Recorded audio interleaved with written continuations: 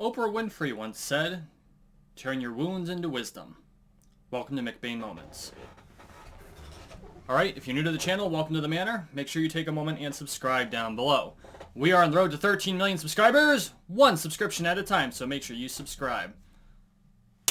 Turn your wounds into wisdom.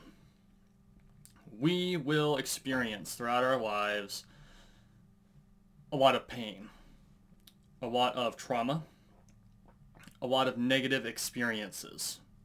I mean, 2020, am I right? What we need to not let happen is let those negative experiences become festering wounds that define who we are.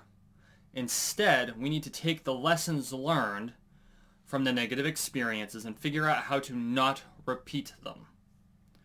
And some of these things we can't avoid. You know, we have control over most things in our lives.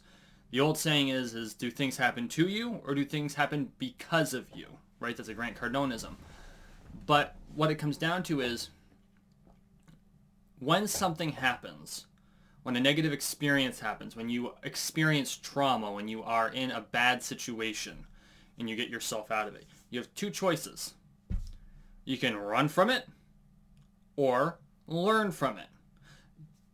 The former choice, and yes, that was a quote from The Lion King, the former choice is almost always a bad choice. And the reason it's a bad choice is eventually your past will catch up to you. It is slightly faster.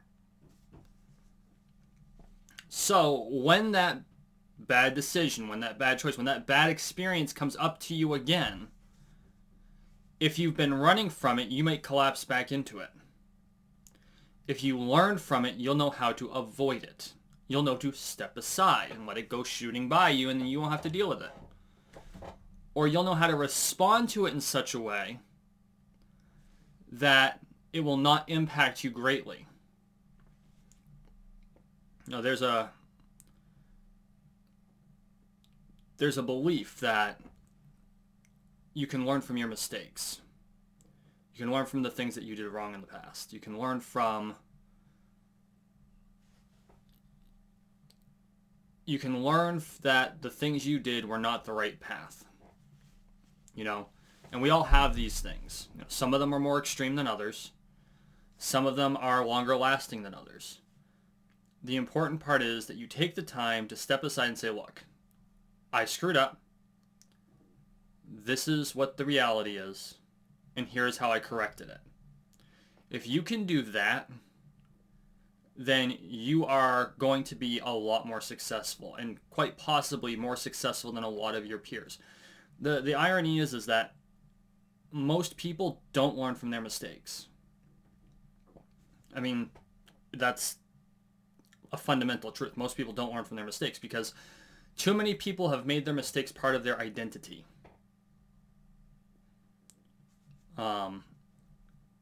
One of the mistakes that you can make is, you know, things will never change. Or, this is just the way I am. Or, you can't change the past, so why try? Right? These are all things that you hear people say them. Or my personal favorite, how dare you try to be better than me? Because then that person's not only not learning from their own mistakes, they're trying to project their mistakes onto someone else. One of those mistakes is not chasing their success. So how do you correct for this? When you make a mistake, write down what happened. How did it happen? Why did it happen? What things did you not understand? What things did you understand? What caused you to do these things or not do these things? What caused the decision tree to go down that branch?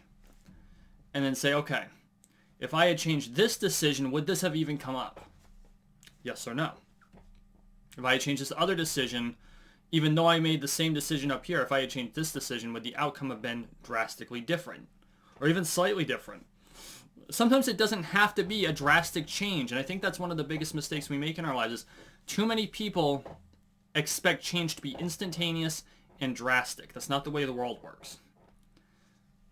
changes, shifting, slight adjustments, movements, tweaks, as we figure out our way down this map that is our lives, right?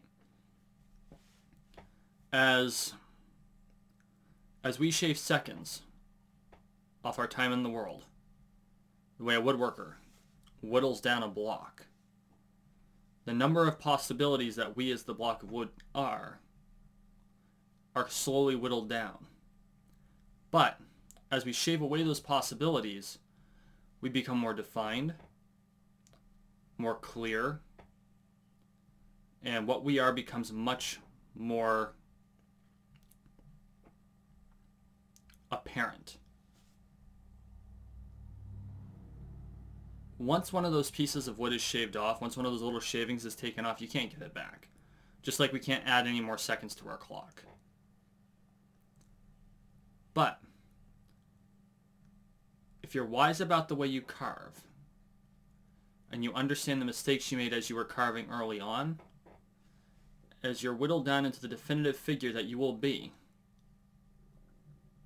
you'll be able to say, yeah, this is how I corrected for it. Here's why it hurt, and here's what I learned. This has been a McBain moment.